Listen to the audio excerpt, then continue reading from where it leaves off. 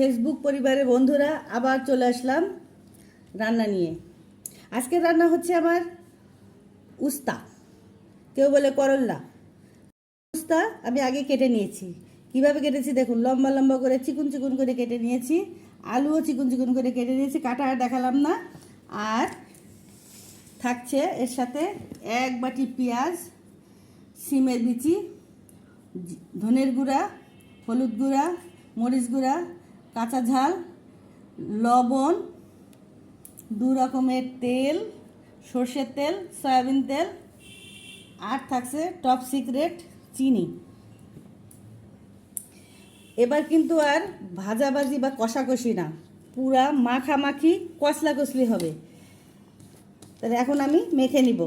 আর ওদিকে চুলায় জল গরম চলছে, যে জলটা আমি উস্তাতে দিব সেই জলটা চুলায় গরম হচ্ছে। তো এবার মেখে নেই আমি। পরিমাণ মতন লবণ দিয়ে দিলাম, দিয়ে দিব ধনের গুঁড়া, হলুদ, মরিচ, চিনি সব দিয়ে দিলাম একসাথে, কোনো আলাদা কিছু না। আর দিয়ে দিব সয়াবিন তেল, এরকম 2 কোষ দিয়ে দেব সয়াবিন তেল। আর দিয়ে দেব সরিষার তেল, ব্যাস। এবার দিয়ে দেব পেঁয়াজ। এবার মেখে নিব।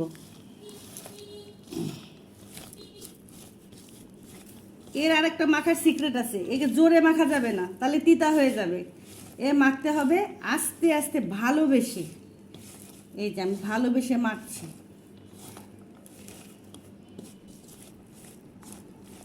এই মাখামাখি কষলা কষলিটা হয়ে যাচ্ছে, আর একটু সময় মাখবো, খুব ভালো করে মেখে নিব।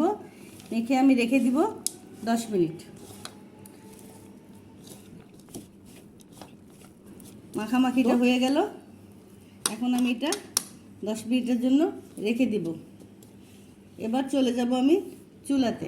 আমার এই রান্না কিন্তু আমি চুলায় রান্না করতে পারি না, কারণ আমাদের গ্যাসের খুব সমস্যা। আমি ইন্ডাকশনে রান্না করতেছি। আর এই যে ফ্রাই প্যান দেখতেছেন, এ হচ্ছে 17 বছরের বুড়া। আর অল্প একটু তেল দিয়ে দেব, যাতে ফ্রাই প্যানে তলাতে না লেগে যায়, একটু পিছলা পিছলা থাকে। মানে ফ্রাই প্যানের বয়স বেশি তো, এর কোনো নাই। তেলটা গরম হলে আমি দিয়ে দেব উস্তা চচ্চড়ি মাখাটা। যদি কেউ ইচ্ছা করে এর ভিতরে ছোট মাছ দিতে পারে, আমি আজকে মাছ দিয়ে করব না, তাই দিলাম না, আমি পুঁটি মাছ দিতাম। এবার আমি দিয়ে দিব। এই যে ফুটানো গরম জল, গামলা ধুয়ে ফুটানো গরম জলটা দিয়ে দিচ্ছি। আর একটু জল লাগবে। এবার ঢাকা দিয়ে দেব। দিলাম ইন্ডাকশনে, চলে আসলো চুলায়। ফুটুস করে কারেন্টটা চলে গেল। এখন কি করা, আবার আমার চুলায় আসতে হলো। দামের গ্যাস পুরাই এখন আমার উস্তা রান্না করতে হচ্ছে। রান্না হোক বন্ধুরা, এভাবেই চলতে থাকুক। বেশি নাড়াচাড়া করবো না, নাড়াচাড়া করলে ভেঙে যাবে, ভেঙে গেলে স্বাদ লাগবে না, কাদা কাদা হয়ে যাবে। তো একেবারে জল শুকিয়ে গেছে, এই যে ঢাকা দিয়ে রাখলাম, হয়ে গেছে। এই যে তেল ছেড়ে দিয়েছি, দেখুন পাশে পাশে তেল উঠছে। তেলটা ছেড়ে দিয়েছে, তলে একটু লাগা লাগা ভাব আছে।